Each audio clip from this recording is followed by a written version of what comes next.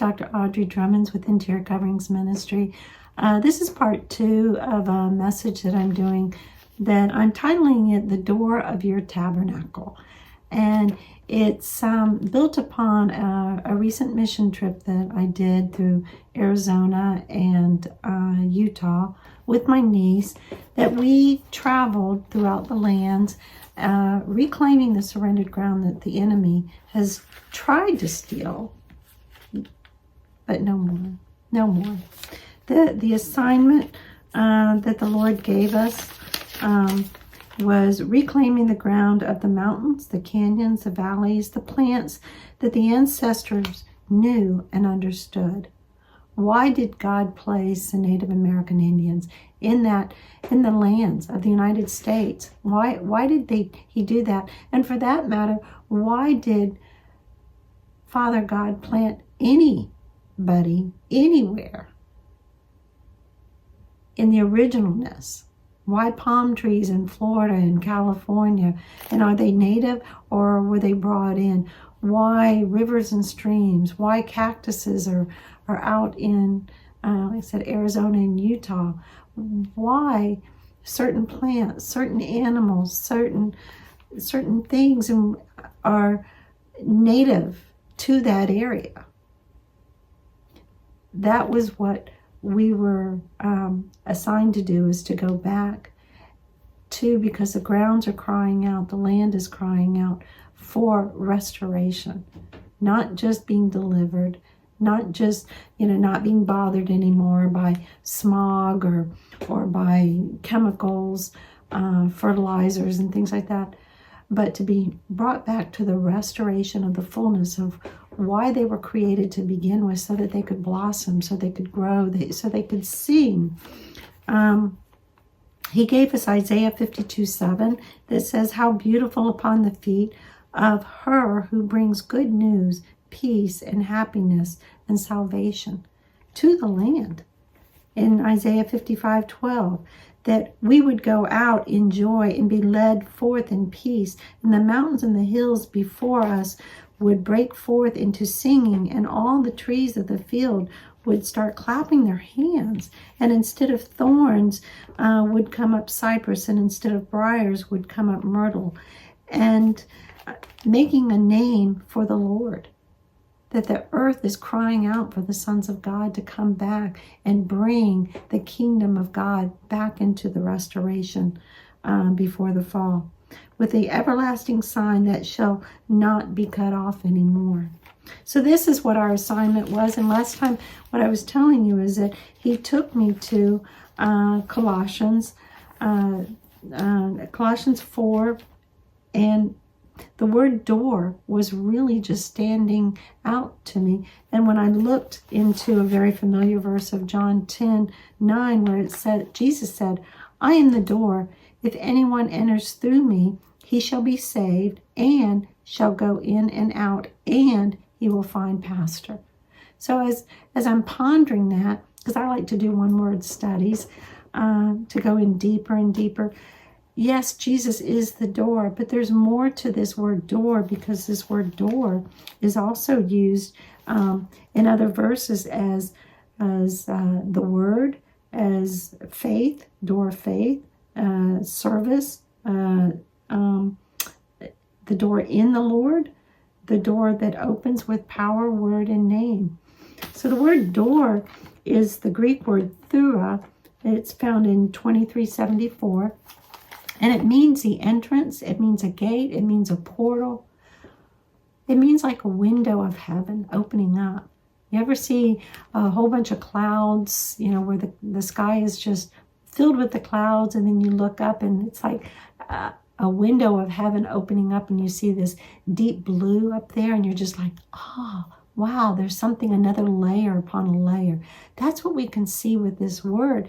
And Jesus is giving it as an example of something that's bigger that he's saying.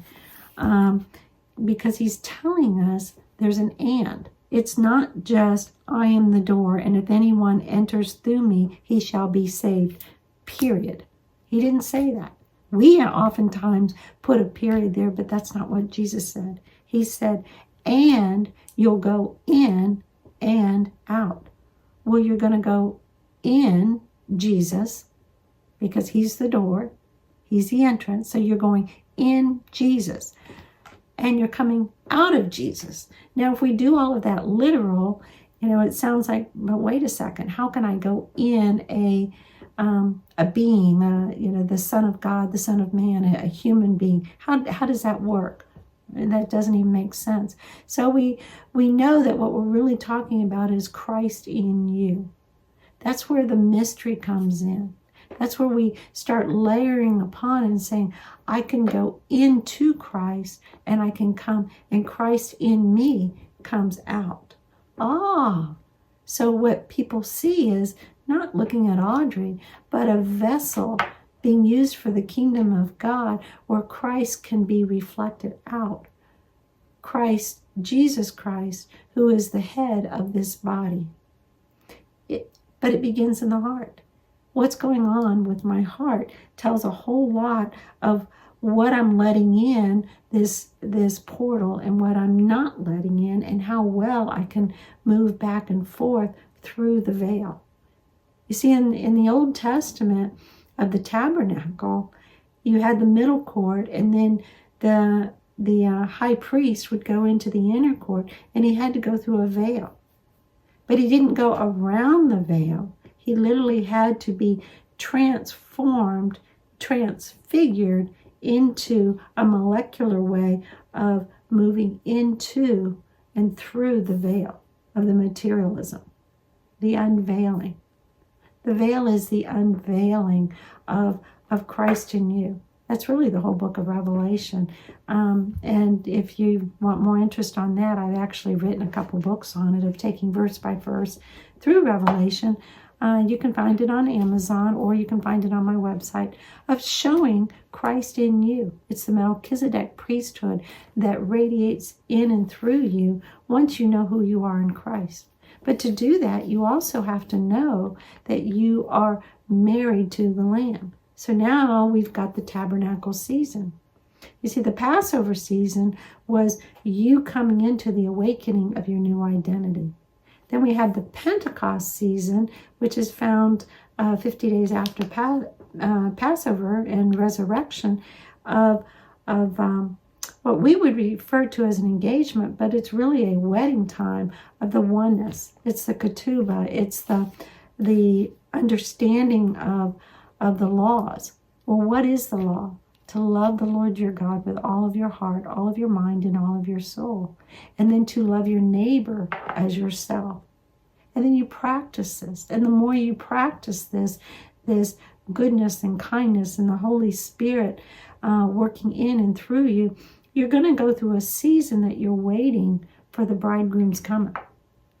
And in that season of the wilderness of practicing it, of having something that the Lord says, okay, I'm going to give you a flower.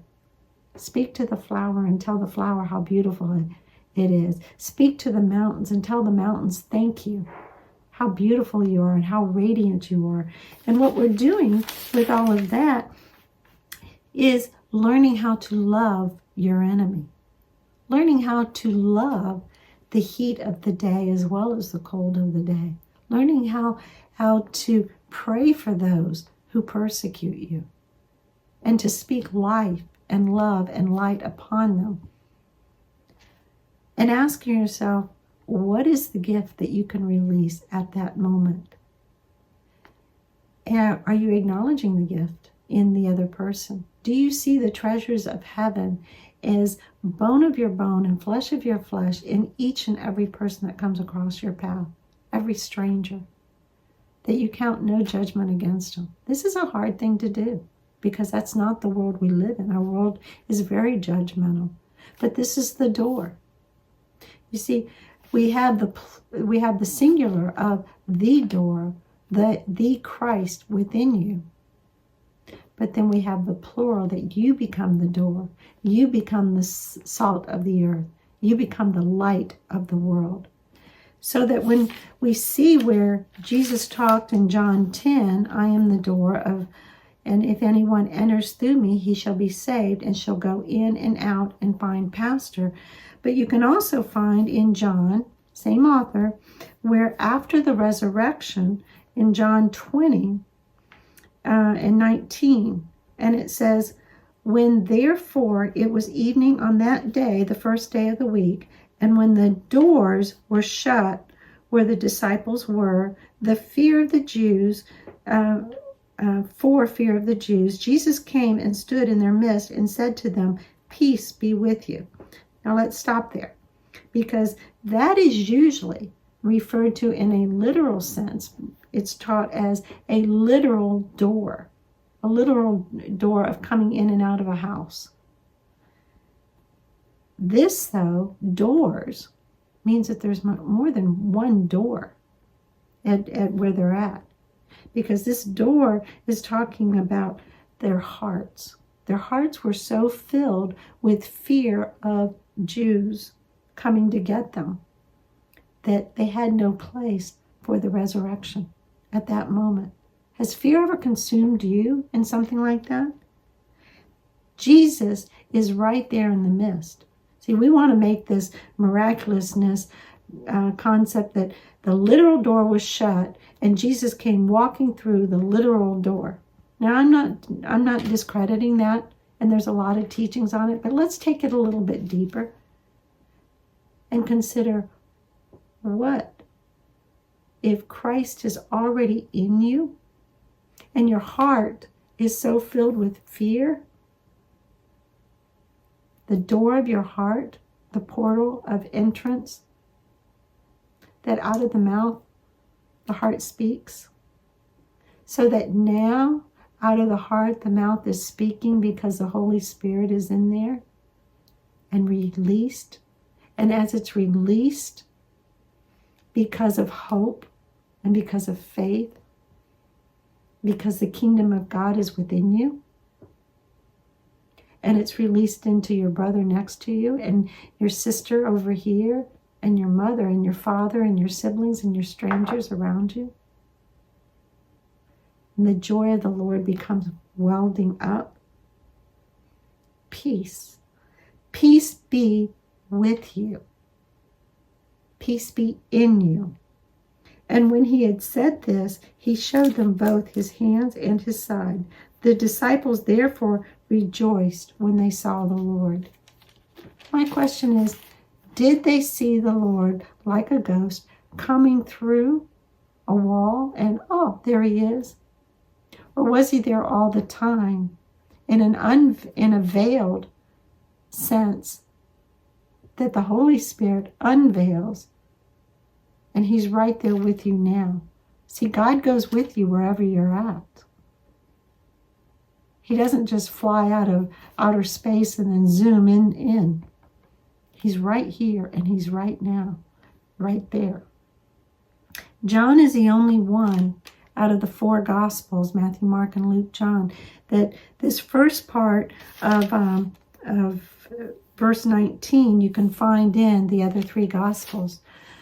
But the one area that you don't find, you only find it in John, is in the same chapter, John 20, where he appears to Thomas. Now, many of y'all know the story about Thomas, the doubting Thomas, we like to say. Verse 26 of chapter 20 of John, and after 8 days again, his disciples were inside, and Thomas with them. Jesus came, the doors having been shut. Okay, think in terms of this word doors means the people's hearts are now shut, and stood in their midst and said, peace be with you. Then he said to Thomas, reach here your finger and see my hands, and reach here your hand and put it into my side, and be not unbelieving, but believing. And Thomas answered and said to him, my Lord and my God. Jesus said to him, because you have seen me, have you believed? Blessed are they who did not see and yet believed. This, John had to add this, because with Matthew, Mark, and Luke, when their Gospels were written, right around between 55 and 60 AD, which is the same amount of time when Paul's writing his, they did not include this. So those in that generation knew nothing about Thomas's personal encounter with Jesus here. John incorporates this about a generation later, around 90 AD, when he writes his gospel, when his gospel is written, I should say. And it's one of the areas that we have little nuggets that go beyond. Remember, God's ways have to be the same yesterday, today, and tomorrow. They have to be there for everybody. So if you came through a certain generation, and your generation never heard this, but it's being taught as if this is it, it's probably only a half-truth. It's not to say there isn't some truth in it, but what we're looking for is the fullness, because it's the fullness of the truth that sets us free, for the anointing to flow and break the yoke of bondage and set the captives free. What is the truth? What is the real truth about the door, the gate, the watchman on the wall of the gates of your heart, of the portals, that you're missing a blessing that God wants to give you because you didn't believe without seeing, and you needed to see. You need to see the return of the Lord. You need to see him walking through a literal door. You need to see him coming out of heaven on a white horse.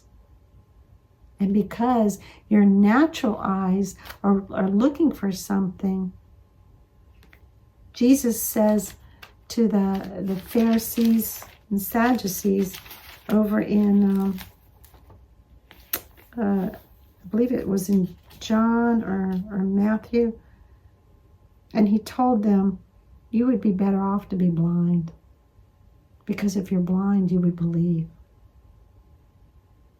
Do you believe? Is God trying to show you something, that he's right here and he's right now, and he has blessings beyond anything you could imagine to offer you? Ask him to help your unbelief, so that when you look across canyons and the Grand Canyon, you look across the deserts, you look across those dry areas in your life, you look across of sickness or disease or financial situations or relationship things. Ask him to help your unbelief, so that the door of what he's trying to open to your heart will open up, and Christ in you will flow out, and you be transformed by the renewing of your mind. I've got more on this coming from John 10.